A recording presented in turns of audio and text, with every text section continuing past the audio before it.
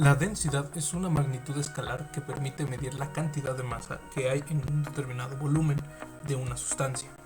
En el área de la física y la química, la densidad de un material es la relación entre su masa y volumen.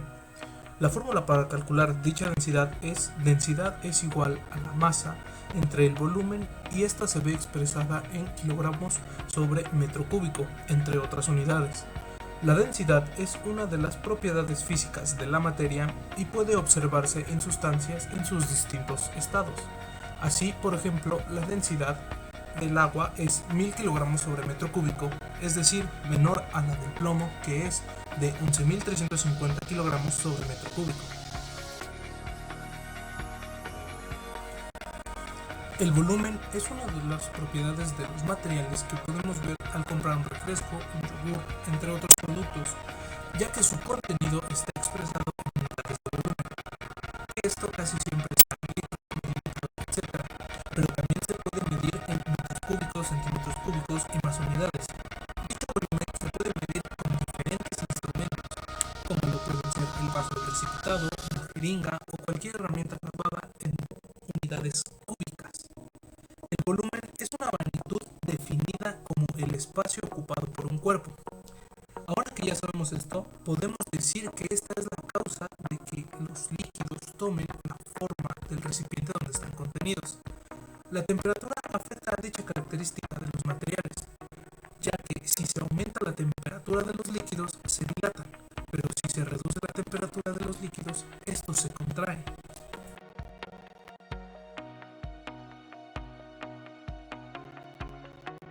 En nuestro día a día encontramos fenómenos que a simple vista no tienen explicación, pero que se encuentran relacionados con las características o propiedades de los materiales, en este caso de los líquidos.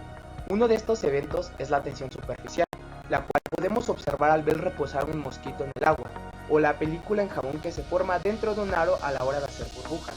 Estos son ejemplos de tensión superficial. Pero, ¿qué es la tensión superficial? La tensión superficial es un fenómeno físico en la que la superficie de un líquido se comporta como una membrana elástica. En el interior del líquido, cada molécula se encuentra rodeada por otras moléculas en todas las direcciones, de forma que las fuerzas atractivas entre ellas se compensan. En cambio, en la superficie, al no haber más moléculas fuera, estas se atraen con más fuerza formando una fina barrera. Un experimento rápido y sencillo es el del clip, ya que poniendo dos recipientes, uno con agua y otro con alcohol, y poniendo sobre estos un clip, podremos observar cómo el clip permanece en la superficie del agua, mientras que en el alcohol este se hunde, debido a la débil tensión superficial.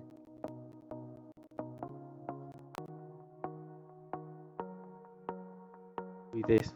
La fluidez es una característica de los líquidos o gases que se le confiere la capacidad de poder pasar por cualquier orificio o agujero por más pequeño que sea, siempre que éste esté al mismo nivel del recipiente en el que se encuentra el líquido.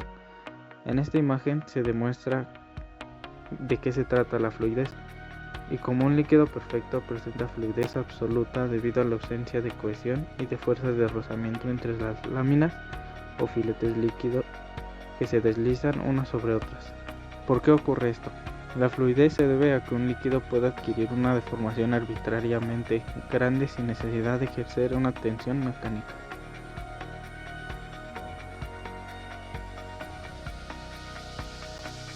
Fuerzas de cohesión. La cohesión se refiere a la atracción que tienen las moléculas por otras de su mismo tipo, y las moléculas de agua tienen fuerzas cohesivas fuertes gracias a su habilidad para formar puentes de hidrógeno entre ellas. El agua, por ejemplo, es fuertemente cohesiva, ya que cada molécula puede hacer 4 enlaces de hidrógeno con otras moléculas de agua en una configuración tetraédrica. ¿Por qué ocurre esto? Las fuerzas cohesivas son las responsables de la tensión superficial, un fenómeno que resulta en la tendencia de la superficie de un líquido a resistirse a la ruptura cuando se le somete a tensión o estrés. Fuerzas de adhesión. La adhesión es la atracción de moléculas de un tipo por moléculas de otro tipo, y para el agua puede ser bastante fuerte, especialmente cuando las otras moléculas tienen cargas positivas o negativas. Por ejemplo, la adhesión permite que el agua suba a través de delgados tubos de vidrio, llamados capilares, colocados en un vaso de agua. Este movimiento ascendente en contra de la gravedad, conocido como capilaridad. Depende de la atracción entre las moléculas de agua y las paredes de vidrio del tubo, adhesión, así como de las interacciones entre las moléculas de agua, cohesión. Capilaridad. ¿Qué es la capilaridad? Es la capacidad de un líquido para fluir en espacios estrechos sin ayuda de o incluso en oposición a fuerzas externas como la gravedad. En la imagen podemos observar cómo se produce este efecto. Observamos que el vaso vacío se empieza a llenar de agua por medio de este efecto, sin ayuda de un bombeo de agua y hasta en contra de la gravedad. ¿Cómo ocurre esto? Esto ocurre debido a fuerzas intermoleculares entre el líquido y las superficies sólidas circundantes. Si el diámetro del tubo es suficientemente pequeño, entonces la combinación de tensión superficial, que es causada por la cohesión dentro del líquido, y las fuerzas adhesivas entre el líquido y la pared del recipiente actúan para impulsar ese mismo líquido. El ejemplo más simple puede ser el de las plantas, el cómo es que absorben el agua del suelo para mantenerse hidratadas en su punto más alto.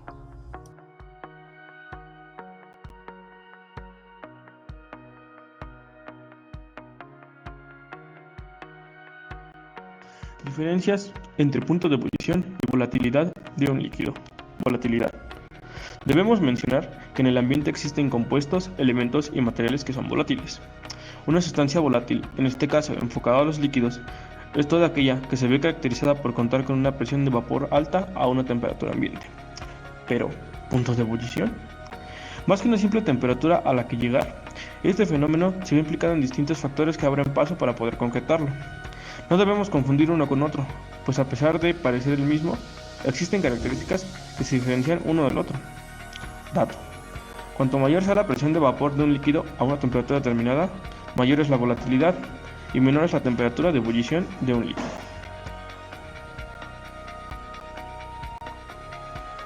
Para diferenciar la volatilidad de un líquido entre sus puntos de ebullición, tenemos las siguientes imágenes.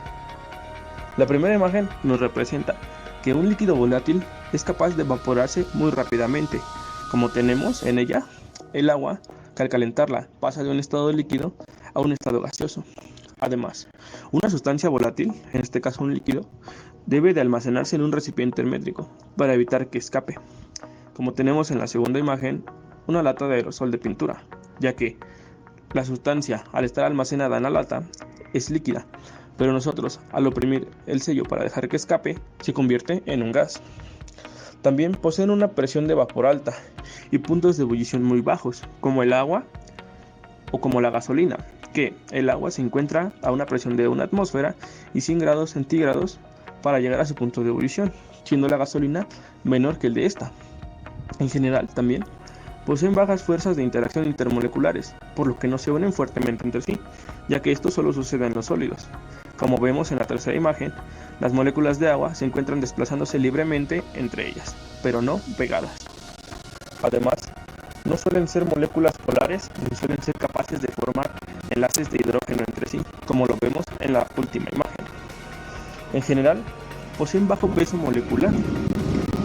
Esto, por ejemplo, lo podemos ver reflejado en el agua, que su peso molecular no supera los 20 gramos mol, ya que este mismo es de 18.01, es decir, muy bajo. Por último, la mayoría llega a ser líquido, como lo vemos en la cuarta imagen, a una temperatura ambiente, aunque algunos son sólidos, pero muy contados, como lo es el yodo sólido.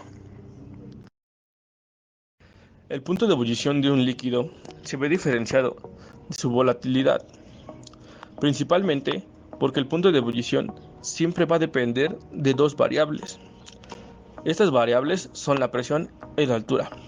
La imagen número 1 nos representa a la presión, pues a menor presión el punto de ebullición es más bajo, y viceversa, es decir, a mayor presión el punto de ebullición es más alto.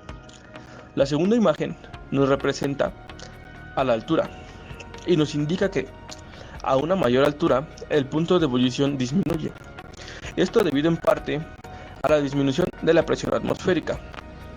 Teniendo un ejemplo más claro, el punto de ebullición cambia si estamos a nivel del mar o a 2000 metros sobre el nivel de este. En la última imagen tenemos que el punto de ebullición no depende de la cantidad de materia. Es decir, y como ejemplo, 1 litro de agua tiene el mismo punto de ebullición que 100 litros en las mismas condiciones de presión. También, en la cuarta imagen, vemos que un líquido siempre va a contar con impurezas. Las impurezas en la sustancia aumentan el punto de ebullición. Por ejemplo, si nosotros añadiéramos 58 gramos de sal a 1 litro de agua, el punto de ebullición se eleva 0,5 grados centígrados. Esto, claro, se da gracias a que los líquidos cuentan con diversos minerales, lo que provoca la variación en su punto de ebullición. Y no solo minerales, sino que también podemos encontrar sales o calcios. Este punto de ebullición no va a sufrir cambio cuando la sustancia sea 100% pura. Y por último, en la tercera imagen, el punto de ebullición varía dependiendo del material líquido con el que se trabaje. Algunos tienen un punto de ebullición muy bajo y otros muy alto. Como para hacer una comparativa, tenemos al agua, que su punto de ebullición es a 100 grados centígrados y a una presión de 1 atmósfera. En comparación con la gasolina y el etanol, que se encuentran alrededor de una temperatura de 30 a 120 grados centígrados y 1 atmósfera de presión.